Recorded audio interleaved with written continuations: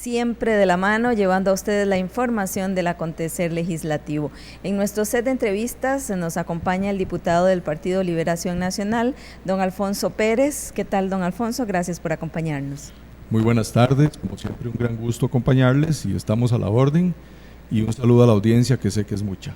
Muchas gracias, don Alfonso. Bueno, le hemos invitado porque tenemos en conocimiento que hay un proyecto de ley sobre cambio climático en la Comisión de Ambiente, y en tiempos difíciles en lo que respecta a la naturaleza que estamos viendo no solo acá en Latinoamérica, sino en Europa y en todo el mundo, es un tema que podemos analizar y debemos analizar en el presente, don Alfonso. Queremos conocer los costarricenses de qué está compuesto este expediente, cuál es el contenido y en qué favorece a nuestro país y al mundo entero.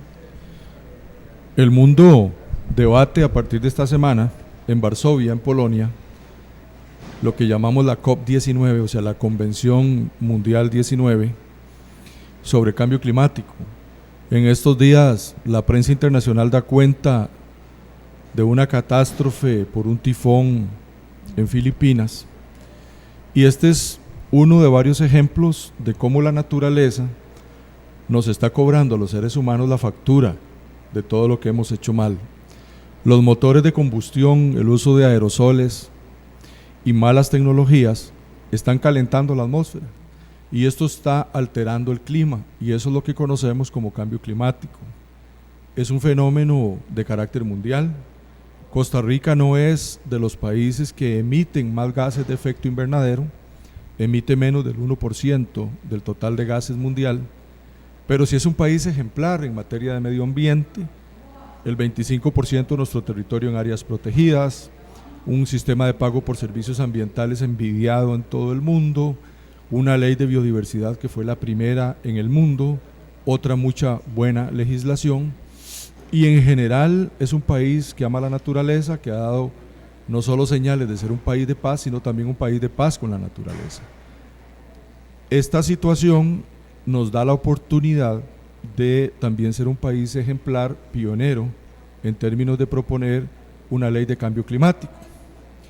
Hoy, lo dice un informe de la Contraloría de la República, lo que tenemos dentro del Ministerio del Ambiente es una pequeña oficina para el cambio climático, con pocos funcionarios, con pocos recursos, sin personería jurídica y por lo tanto con muy pocas posibilidades de incrementar su presupuesto, de recibir, por ejemplo, donaciones, en fin, firmar convenios, hacer fideicomisos, etc.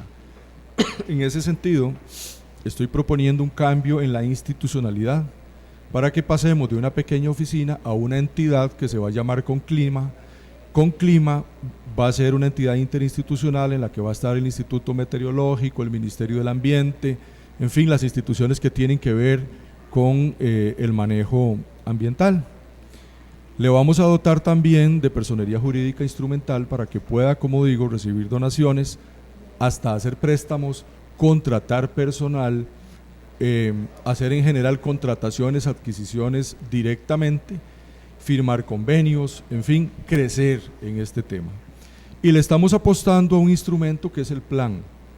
Le estamos imponiendo la obligación de hacer un plan para enfrentar el cambio climático, que como mínimo se haga para un periodo de 5 años y que se pueda revisar. 5 años precisamente para despolitizar su trabajo, porque el desafío del cambio climático va a ir más allá de gobiernos.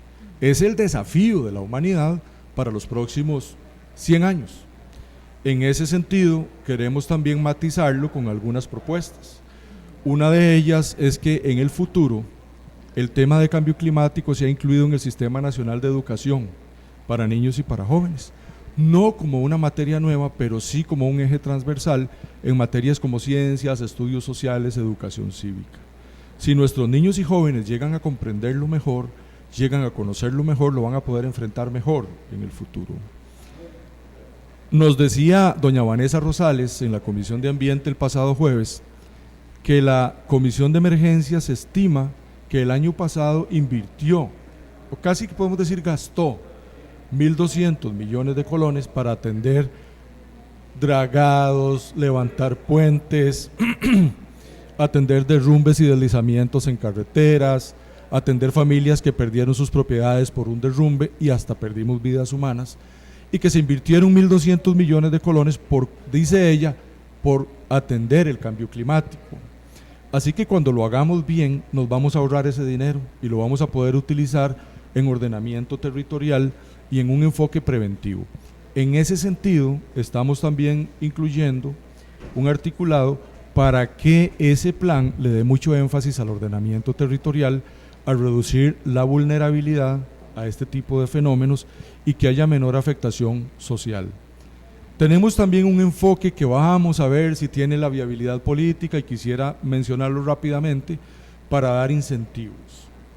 Este diputado junto con el ministro del Ambiente, por ejemplo, estamos planteando la creación de una especie de marchamo o un quick pass, como hay en las autopistas hoy en día, para los vehículos que tengan o que utilicen tecnologías limpias. No solo dependería tanto del cilindraje, es decir, no se va a tratar solo de los carros con pequeño motor, sino de la tasa de emisiones baja. Eso depende mucho a veces de los vehículos eléctricos, híbridos, en fin, estamos en proceso de empujar este incentivo. Queremos también revisar un poquito los impuestos, no todos, pero sí una parte de los impuestos a los vehículos eficientes. El gobierno sacó un decreto hace unos 15 días que tiende mucho a acercarse a ese concepto que estoy mencionando, de que no sea tanto por cilindraje, sino más bien por la tasa de emisiones de gases a la atmósfera. Así que creo que Costa Rica tiene una excelente oportunidad con el expediente 18.660 de ser el primer país en América Central que pueda hacer cosas innovadoras y uno de los países pioneros en el mundo es algo así como aquí no tenemos que pagar justos por pecadores, pero también los justos podemos darle buenos ejemplos a los pecadores para que hagan las cosas mejor. Todos sabemos, los que estudiamos a fondo el fenómeno, que China, por la cantidad de habitantes que tiene, por las tecnologías que utiliza, por el parque automotor, por los motores que usa en la industria, y los Estados Unidos son los países que emiten mayor cantidad de gases de efecto invernadero en el total mundial.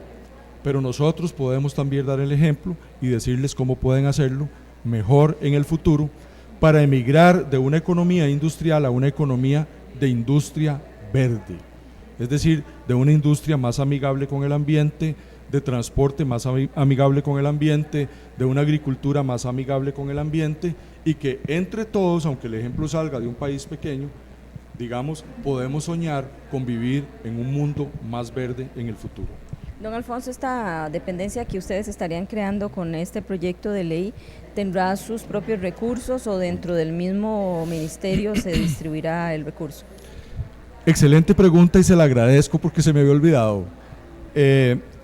Yo espero que el Ministerio de Hacienda se pronuncie a favor del proyecto porque no significa incrementar ni un colón el presupuesto de la República. Lo que estamos proponiendo es financiarla con el 15% del superávit anual del Ministerio del Ambiente. El Ministerio del Ambiente en Costa Rica no es el ministerio que tenga más presupuesto, pero tampoco es el ministerio que ejecuta todo el presupuesto. Es decir, todos los años tiene un sobrante de presupuesto que no utiliza y estamos proponiendo, en acuerdo con el señor ministro, don René Castro, quien viene pasado mañana a la Comisión de Ambiente a referirse sobre este proyecto, hemos llegado a un acuerdo de utilizar hasta un 15% del superávit anual. De manera que pasaríamos de una pequeña oficina a una entidad con un brazo más largo, digo yo, que tiene más alcance, que puede favorecer a más personas sin incrementar el presupuesto nacional. Además, hay miles o cientos de millones de dólares en el mundo para este tipo de iniciativas de cambio climático y si le damos personería jurídica para poder recibir donaciones y hacer convenios, vamos a poder también recibir recursos del exterior. Es probable, don Alfonso, que esta entidad haga sus propias políticas si en un futuro fuera creada, pero es importante también ir adelantando de que deberían las municipalidades, las comunidades en sí, ser elemento fundamental en este brazo que usted menciona. Efectivamente, la participación de la sociedad civil, hasta de los pueblos indígenas y también de los gobiernos locales está prevista dentro de esta estructura. Lo que queremos decir es, costarricenses, Se nos viene un desafío muy grande y tenemos que enfrentarlo entre todos, no con una pequeña oficina, no yendo a las cumbres mundiales a predicar con lo que ya hemos hecho, sino que entrémosle de frente, conozcamos el fenómeno, entrémosle entre varios, sin cargar costos adicionales al presupuesto de la República, apostémosle a un plan, hagámoslo de una forma planificada, interinstitucional y además matizada con un enfoque de gestión de riesgo y con un enfoque de educación y capacitación. Si además le podemos poner incentivos, en buena hora, y si no, por lo menos lo que ya mencioné. Muchísimas gracias, don Alfonso Pérez del Partido de Liberación, quien nos comentaba sobre un proyecto que está conociendo la Comisión de Ambiente sobre cambio climático. Gracias por su información, don Alfonso. Muchas gracias a ustedes, como siempre a las órdenes. Gracias. Y nosotros vamos con tomas del plenario que ya en breve inicia la sesión. Continúe con nosotros, muchas gracias.